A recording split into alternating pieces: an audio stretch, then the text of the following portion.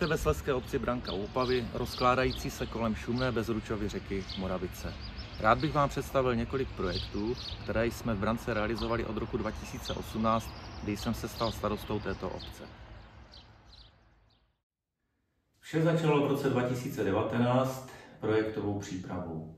Následovaly realizace, které letos v součtu překonají hranici 100 milionů korun. Větší polovinu nákladů přitom pokryly evropské dotace. Nejprve jsme zabránili demolici nejstarší obytné budovy, takzvaného Trňáku. Budovu jsme rekonstruovali, zmodernizovali a vybudovali zde sociální bydlení se 12 bytovými jednotkami. V době covidu jsme izolovali proti zemní vlhkosti podlahu kaple Nejsvětější Trojice, nechali zhotovit novou věžičku z bání a letopočtem výstavby kaple, zrestaurovali oltář a ze Slavkova u Brna pořídili nové kostelní lavice.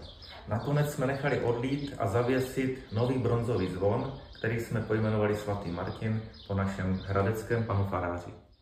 Opravili a rozšířili jsme obecní úřad. Vytvořili jsme starý kulturní dům na multifunkční dům s šatnami, knihovnou, novým oddělením mateřské školy pro 12 dětí a hlavně s fotovoltaickou elektrárnou na střeše a fasádě a kogenerační jednotkou v rekonstruované kotelně. Navýšili jsme počet kontejnerů i počet sběrných míst a zastřešili je. Vybudovali jsme sběrný dvůr v nevyužívaném lomu. Jako jedna z prvních obcí na Opavsku zřídili Rius Centrum.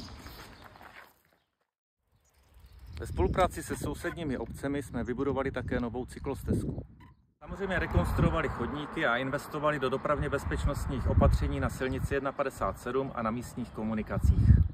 Vysázeli jsme stovky stromů a keřů a užíváme si nádherné krajiny plné zeleně a zpívajících ptáků. Je mi líto, že náš šot nemůže být delší, protože bych vám mohl ukázat x dalších realizovaných projektů, jako například Fictezku železnice na Branském kopci, odkud vás nyní srdečně zdravím.